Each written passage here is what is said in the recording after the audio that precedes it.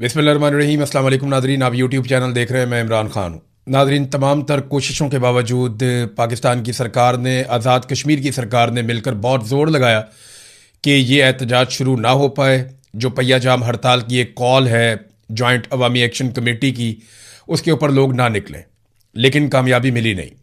हुआ यह कि लोग बहुत बड़ी तादाद में निकल आए 9 जून की सुबह, और इसकी तवक्को की जा रही थी कि लोग निकलेंगे, लेकिन इतनी बड़ी तादाद में निकलेंगे इसका अंदाज़ा नहीं था।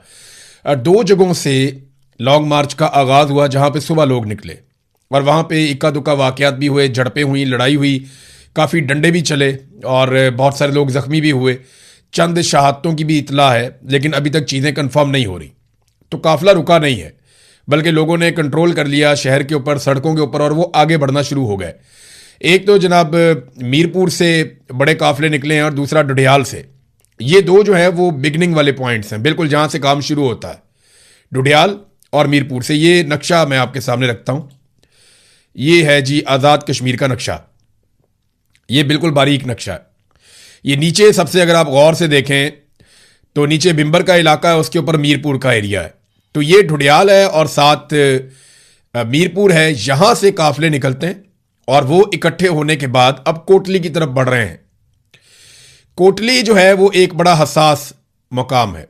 कोटली को अगर क्रॉस कर लिया इन काफिलों ने तो उसके बाद फिर इनको रोकना मुश्किल हो जाएगा, बल्कि बहुत मुश्किल हो जाएगा। उसकी वजह यह है कि कोटली से ऊपर जब आप चले जाते हैं, पुलंदरी, रावलाकोट, बाग, तो ये वो लोग यहां पे रहते हैं जो बहुत सख्त गिर किस्म के लोग हैं, और वो बड़े सख्त लोग हैं। वो जहाद में बिलीव करते हैं, और मकबूजा कश्मीर में भी इन लोगों ने बड़ा लंबा अरसा बहुत सारा जहाद लड़ा है। तो यहाँ के लोग जो हैं वो बड़े सख्त तबीयत के हैं, और जो हार्ड कोर टीमें हैं जो जॉइंट अवामी एक्शन कमेटी से ताल्लुक़ रखती हैं वो यहीं की हैं, यानी रावला कोट के और पुलंदरी के लोग हैं। तो कोटली का एक बड़ा चैलेंज है जिसको इस बहुत बड़े इज्तिमा ने क्रॉस करना है। हज़ारों की तादाद में इसमें लोग हैं। कई इलाकों में मारपीट जो है वो रिपोर्ट हुई है अभी तक, और कोटली से कुछ इतलात के मुताबिक 3 और कुछ इतलात के मुताबिक 7 अफराद के जाम बहक होने की इतला आई। उसके अलावा कोटली से पता चला है कि 5 सिक्योरिटी एहलकार भी जख्मी हुए हैं और दर्जनों शहरी जख्मी हुए हैं। जबकि कोटली में जो सरकारी अस्पताल है उस पर रेंजर्स ने अपना कंट्रोल कर लिया है। ये जो अस्पताल पे कंट्रोल करने का एक तरीक़ाकार है, ये इस्लामाबाद पिम्स अस्पताल से दरियाफ्त हुआ था। जब 26 नवंबर 2024 को गोलियां मारी गई पाकिस्तान तहरीक इंसाफ के वर्कर्स को, तो उसके बाद लोग वर्कर्स को उठा के अस्पताल की जाने भागे। तो करीबी अस्पताल जो था वो पिम्स अस्पताल था। तो जैसे ही लोग पिम्स अस्पताल पहुंचते गए तो वहां पे सिक्योरिटी फोर्सेस की गाड़ियां खड़ी थीं, वो लोगों को उठा के गाड़ियों में डाल के गिरफ्तार करना शुरू हो गए।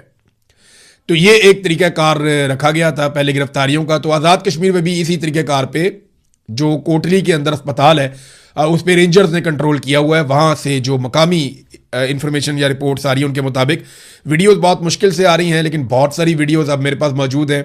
पूरा इनबॉक्स भरा हुआ है, बड़े पैमाने पे लोग मैसेजेस कर रहे हैं और वीडियोस भिजवा रहे हैं। कोई ना कोई बंदोबस्त उन्होंने कर रखा है कि इन्फॉर्मेशन पहुंच जाए। तो बरतानिया में यहाँ पे इन्फॉर्मेशन, मेरे ख्याल में इस्लामाबाद में इन्फॉर्मेशन पहुंचे, उससे पहले बरतानिया में इन्फॉर्मेशन पहुंच जाती है। और रीज़न उसका ये है कि बरतानिया में बहुत बड़े पैमाने पर बहुत बड़ी तादाद में ओवरसीज कश्मीरी रहते हैं।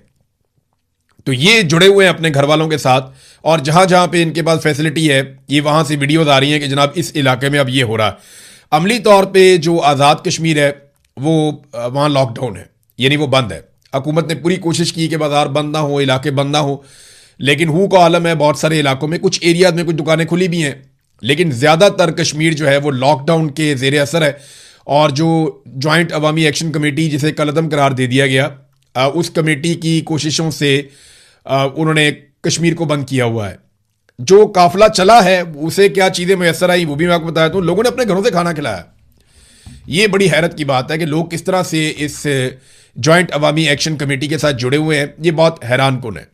लोगों ने अपने घरों से खाना खिलाया कश्मीरियों को जो निकले हैं एहतजाज करने के लिए, और रास्ते में सबीलें लगी हुई हैं पानी की। कुछ बेकरियां जो हैं वो खुली थी, वहां से लोगों को खाने पीने की चीज़ें दी गई। तो दवाइयों के अलावा, बेकरियों के अलावा, दूध की दुकानों के अलावा या मेडिकल स्टोर्स के अलावा, इन चीज़ों के अलावा बाकी तमाम चीज़ें बंद हैं। और ख़ास तौर पे जहाँ से ये काफ़िला गुजरा है वहाँ पे तो मुकम्मल तौर पे पहिया जाम हड़ताल और बंदिश है हर चीज़ की, सिर्फ वही लोग चल रहे हैं जो काफिले के अंदर शामिल हैं। यहाँ पे एक पुल है जिसका इब्तिदा नहीं हो रहा था बड़े लंबे अरसे से, और बड़े लंबे अरसे से इसके ऊपर जो है वो एक कंट्रोवर्सी भी थी, 20-25 साल हो गए। तो मुजाहिरीन ने ये उठाया, हरियाम पुल जो है इसका इफ्तिताह भी कर दिया जाते जाते, और ये पुल को क्रॉस करके आगे की तरफ बढ़ रहे हैं। इस वक्त ये काफिला कहाँ पे है?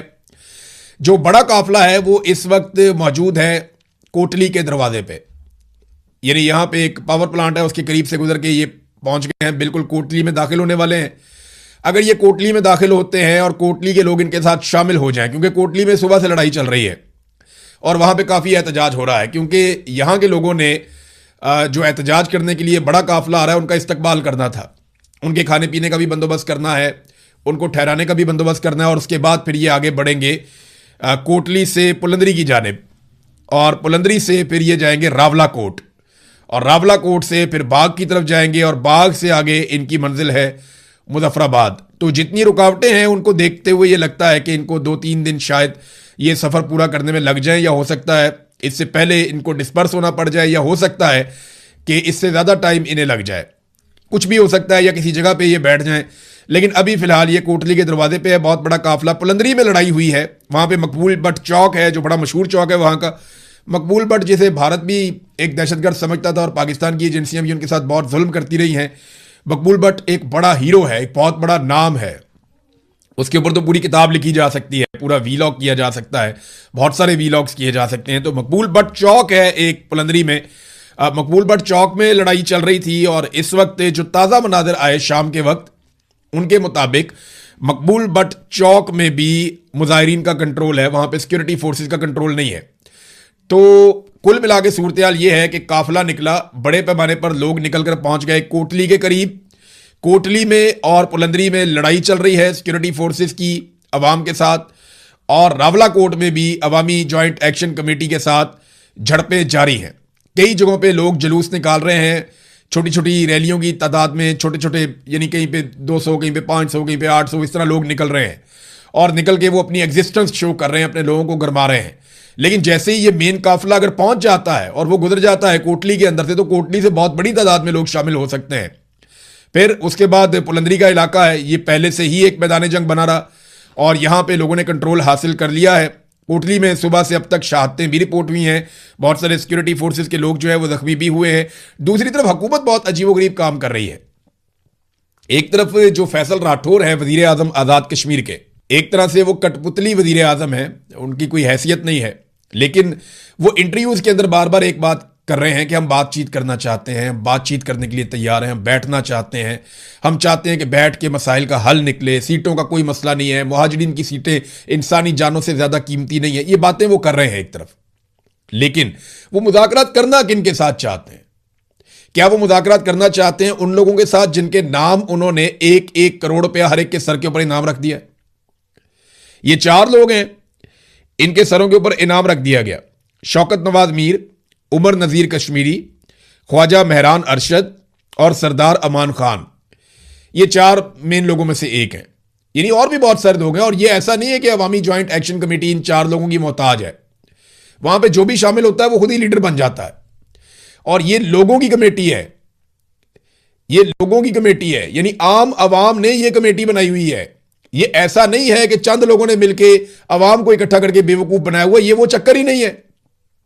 ये जो अवामी जॉइंट एक्शन कमेटी है ना, इसका रिवर्स किस्म का फॉर्मूला है। ये ऊपर से नीचे की तरफ ताकत नहीं जा रही, नीचे से ऊपर की तरफ आ रही है। आप अगर ये 4 बंदे पकड़ लें जिन पे 1-1 करोड़ रुपए का आपने इनाम रखा हुआ है इनके सरों पे, तो क्या इसके बाद एहतजाज खत्म हो जाएगा? मुझे तो नहीं लगता कि इससे खत्म होगा। एहतजाज खत्म होगा बातचीत के जरिए से, या ताकत के बहुत अंधे इस्तेमाल के जरिए से, कि आप बहुत सारे लोग मार दें, बहुत तबाही फैला दें, आप एक ऐसी नफरत का बीज बो दें जो तनावर दरख्त बनेगा ही बनेगा।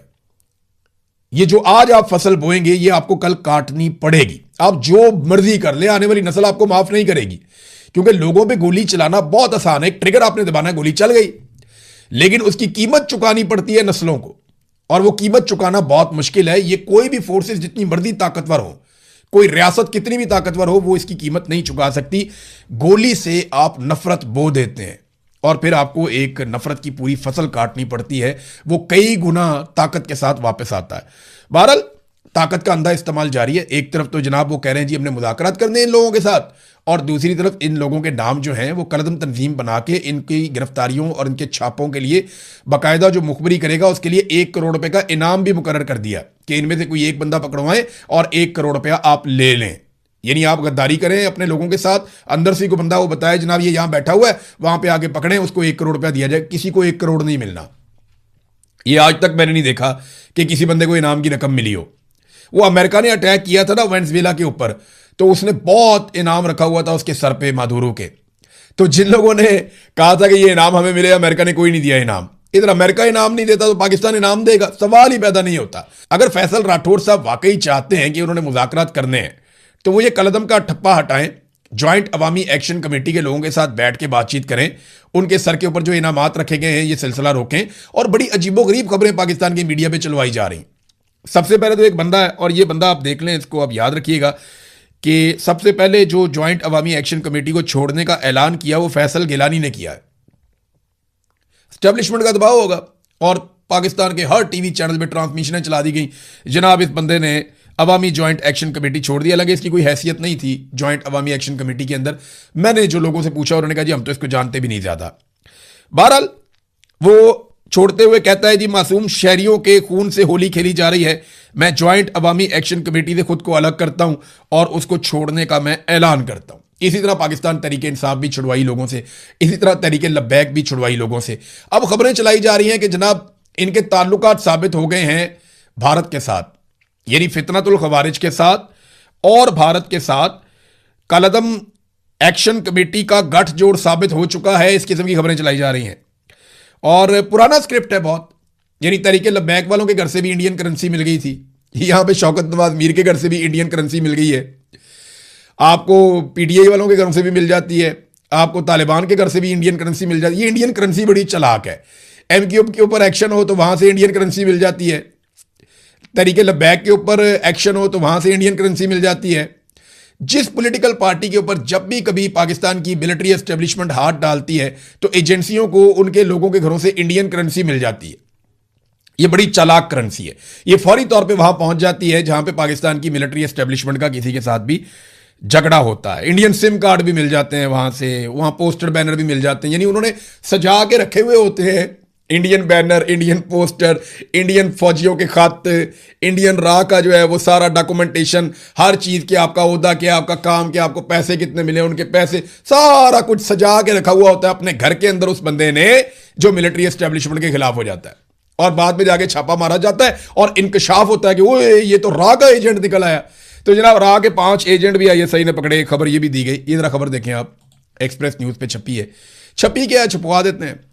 वो कह रहे हैं जी फितनतुल खवारिज भारत और कलदम अवामी एक्शन कमेटी का गठजोड़ बेनकाब हो गया, होश रुबा इंकशाफात सामने आ गए और जनाब राह के लिए सरगर्म खारजी शहजाद के कलदम एक्शन कमेटी से रवाबित मंजर आम पर आ गए। जनाब राह के बंदे पकड़े गए। राह के जो बंदे हैं वो 5 बंदे, उनका पता चल गया कि ये राह के हैं, आईएसआई ने कार्रवाई की। और जनाब यही बंदे जो राह के साथ ताल्लुकात रखते हैं, यही बंदे अवामी ज्वाइंट एक्शन कमेटी के भी मेंबर हैं। ये जनाब अब इस किस्म की खबरें चलवाई जा रही हैं। तो ये पुराना स्क्रिप्ट है, पुरानी खबरें हैं, कोई नई चीज इनमें नहीं है, ये हमेशा से यही होता रहा है। तो जब आपने मुज़ाकरात करने हो तो फिर आपको कम से कम दिल बड़ा करना पड़ेगा, उन लोगों को मौका देना पड़ेगा कि वो आकर बैठते आपसे बात करें। जो वजीर आज़म है आज़ाद कश्मीर का, वो इस्लामाबाद से वापस कश्मीर जाने के लिए तैयार नहीं है, वो इस्लामाबाद में बैठे हैं, वो कश्मीर जा ही नहीं रहे। और जो ज्वाइंट अवामी एक्शन कमेटी के लोग हैं वो छुपते फिर रहे हैं कि उनके ऊपर पुलिस और रेंजर्स और सिक्योरिटी फोर्सेस छापे मार रही हैं, वो उनके खून के प्यासे हो गए, उन पे गोलियां भी चलाई गई हैं, वहां लोग भी शहीद हो रहे हैं। तो मुज़ाकरात कौन करेगा, किसके साथ करेगा, कहां पे बैठेंगे? ये सिर्फ मुज़ाकरात की बात करके फेस सेविंग ले रहे हैं ताकि कल कलां को ये कहें जनाब मैं तो बातचीत करने का हामी था, देखिए हमने बातचीत के जरिए मसला हल कर दिया। हालांकि बातचीत के तमाम दरवाजे इन लोगों ने बंद कर दिए। कल तलत हुसैन का प्रोग्राम चल रहा था, एस्टेब्लिशमेंट ने वहां पे चलते प्रोग्राम के अंदर मैसेज भिजवा के तलत हुसैन को बताया कि जनाब हमने नहीं ये कबूल करना, ये जो आप वजीर आजम कह रहा है ये बकवास करता है, ये हम नहीं मानते इसको। यानी सादी बात तो यही है ना, वजीर आजम वहां पे कोई और बात कर रहा था, तलत हुसैन को मैसेज आ जाता है एस्टेब्लिशमेंट का और उसको बताया जाता है जनाब हम नहीं ये मानते, ये जो भी कहता है कहता रहे बेशक। तलत हुसैन ने पढ़ के वो मैसेज सुना दिया वजीर आजम को और वजीर आजम कहता है नहीं जी ठीक है, वो भी अपना पैंतरा बदल गया फौरी तौर पर। ये नाज़रीन पाकिस्तान के अंदर मीडिया जर्नलिज्म कर रहा है, सियासतदान सियासत कर रहे हैं और एस्टेब्लिशमेंट जो है वो फैसले कर रही है। आईजी ने नाज़रीन एक बड़ी अजीबोगरीब तकरीर कर दी वहां पे सियासतदानों वाली। बल्कि मैं अभी देख रहा था कि ईरान ने जंग लड़ी है अमेरिका के साथ, किसी अमरीकी या ईरानी जर्नैल ने भी ऐसी तकरीर नहीं की, किसी इसराइली जर्नैल ने भी ऐसी तकरीर नहीं की, पूरे मिडल ईस्ट के अंदर किसी जर्नैल ने या किसी फौजी ने या किसी सियासतदान ने ऐसी शानदार तकरीर नहीं की, या पाकिस्तान के जर्नैलों ने कभी इंडिया के साथ लड़ाई में ऐसी तकरीर नहीं की, ना कभी इंडियन जर्नैलों ने ऐसी तकरीर की है जैसी तकरीर कर दी आईजी कश्मीर ने। ये आईजी कश्मीर वही आदमी है जिसने कहा था 1000 बंदा मारूंगा तो अमन आ जाएगा। अब ये कश्मीर पहुंचा हुआ है। ऐसे ज़हनी मरीज को तो सवाल ही पैदा नहीं होता कभी कोई सिविल सर्विस के अंदर रखे भी, लेकिन आसिम मुनीर साहब के दौर में इसको आईजी बनाकर कश्मीर में भेज दिया गया। वो अपनी कार्रवाई डाल रहा है, बंदे मर रहे हैं वहां पे, सिक्योरिटी फोर्सेज के लोग भी मर रहे हैं, दूसरी तरफ जो सिविलियंस हैं वो भी मर रहे हैं। तो लोगों की जान जा रही है, इनका क्या जा रहा है? वो सीने पे हाथ मार मार के ये कर दूंगा वो कर दूंगा, वो वहां धमकियां मेज किस्म की बातें कर रहा है। और ये आईजी को क्या जेब देता है? अब चाहे इस्लामाबाद का आईजी हो, चाहे कश्मीर का आईजी हो, ये जिस तरीके से सीना ठोक रहे हैं अवाम के सामने, क्या ये अवाम का सामना भी कर सकते हैं? जो अवाम अपने टैक्स के जरिए से आपको तनख्वाह देते हैं, आपको पालते हैं, आप उनके खिलाफ ऐसा रद्देमल कैसे दे सकते हैं? जब भी आप अवाम के पुरअमन एहतजाज के ऊपर जाके अटैक करेंगे, क्रैकडाउन करेंगे, तो लोग आगे से रिएक्ट करेंगे। अब जस्टिफाई नहीं किया जा सकता, जो शहीद हुए पुलिस वाले वो हमारे भाई हैं, हमारे सिक्योरिटी फोर्सेज के लोग भी हमारे अपने बच्चे हैं, वो कौम के बच्चे हैं, लेकिन कौम के बच्चों को लड़ाने वालों के खिलाफ बोलना, अगर इतनी जरूरत है तो, अगर इतना हौसला है तो बात कर और ये कह कि कौम के बच्चों को लड़ाने वाले जो हैं वो कौम के मुजरिम हैं, जिन्होंने लाकर सिविलियंस को और फोर्सेस को आमने सामने खड़ा कर दिया। वो तकरीर ऐसे कर रहा है जैसे वो मकबूजा कश्मीर में जा रहा है, मकबूजा कश्मीर फतह करने के लिए। ओ भाई, ये कश्मीर है, आजाद कश्मीर है, ये अपने लोग हैं, इनको ऐसे नहीं मारना। जितना गुस्सा और जितने जज्बात तुम दिखा रहे हो, अगर इतने जज्बात दूसरी तरफ से भी दिखाए गए, ये तो बहुत बड़ा तसादम हो जाएगा। तो ये जल्दी पर तेल का काम कर रहे हैं। और ये ऐसे बेवकूफ लोग सिर्फ अपनी जाती तशहीर के लिए और अपनी जाती वाहवाह के लिए और गुड बुक्स में आने के लिए, बड़े बड़े ताकतवर लोगों की या एस्टेब्लिशमेंट की गुड बुक्स में रहने के लिए वो इस तरह के ब्लंडर करते हैं, और कीमत इन ब्लंडर्स की बाद में कौम अदा करती है। अहमद फरहाद साहब ने बड़े ज़बरदस्त तरीके से एलेबोरेट किया कि ये अवामी जॉइंट एक्शन कमेटी का जो एक लॉन्ग मार्च निकला है, इसके मकासद क्या है। और ये बार बार वो कमेटी बता चुकी है, और उन्होंने बाकायदा इसको लिख कर भी बताया, बोल कर भी बताया। मैं आपके सामने नंबर 1, उन्होंने कहा जी ये तहरीक है ना, ये पाकिस्तान के खिलाफ नहीं है। नंबर 2, किसी इदारे के खिलाफ नहीं है। नंबर 3, किसी कौम के खिलाफ नहीं है। नंबर 4, ये बुनियादी अवामी हुकूक की तहरीक है। नंबर 5, अशराफिया की मुराद के खिलाफ है। नंबर 6, सियासी इंजीनियरिंग के खिलाफ है कि 12 सीटों से जो सियासी इंजीनियरिंग की जाती है और पूरे निज़ाम को कंट्रोल करके एक सरकारी ऑफिसर या एक फौजी ऑफिसर वो पूरा का पूरा कश्मीर का खित्ता चला रहा होता है, तो ये नामुनासिब है। वो ये कहते हैं सियासी इंजीनियरिंग के खिलाफ है, गैर कानूनी और गैर मंतकी नशिस्तों के खिलाफ है, सेहत की नाकस सहूलियात के खिलाफ है, नाकस इंफ्रास्ट्रक्चर के खिलाफ है, कई अशरों की महरूमियों के खिलाफ है। ये जनाब वो तहरीक है, और इसको उठाकर इंडिया के साथ, मुझे बताएं ये सारे काम इंडियन राह चाहती है कि पाकिस्तान में ये सारे काम हो, या भारतीय खुफिया एजेंसी पाकिस्तान में ये काम करना चाहती है? पाकिस्तानी एजेंसियां क्या कर रही हैं वो देख लिया पाकिस्तानी टीवी के ऊपर। आज इमरान खान की फिर मुलाकात नहीं हुई, इमरान खान से मुलाकात मुकम्मल तौर पे बंद है। उनकी बहनें, आज मंगल का दिन था, वो फिर गए मिलने के लिए, उन्होंने मुलाकात करने नहीं दी। एक तरफ उन्होंने नेशनल लेवल के सबसे बड़े लीडर की मुलाकातें बंद की हुई हैं, दूसरी तरफ पाकिस्तान के तमाम टीवी चैनल के ऊपर इमरान खान का नाम लेना मना है। लेकिन जो खैबर पख्तूनख्वा से नाराज अरकान का एक टोला बनाया गया है, वो अब इंटरव्यूज दे रहे हैं और वो इमरान खान का तस्करा कर रहे हैं, इमरान खान की रिहाई मांग रहे हैं, इमरान खान की रिहाई के लिए तहरीक का लायामल मांग रहे हैं, और वो सारा कुछ पाकिस्तान के नेशनल टीवी चैनल्स पे चल रहा है। जरा अपने आप से पूछिए आप एक दफा कि जिस आदमी का नाम पाकिस्तान के नेशनल टीवी चैनल्स पे नहीं लिया जा सकता, उसकी रिहाई की तहरीक चलाने का मुतालबा पाकिस्तान के नेशनल टीवी चैनल्स पे चल रहा है, और कुछ नाराज अरकान सो कॉल्ड वो मुतालबा कर रहे हैं और वो टीवी पे चल रहे हैं। पहले तो पूछो तुमने कौन सी कुर्बानी दी है भाई इमरान खान को बाहर निकालने के लिए?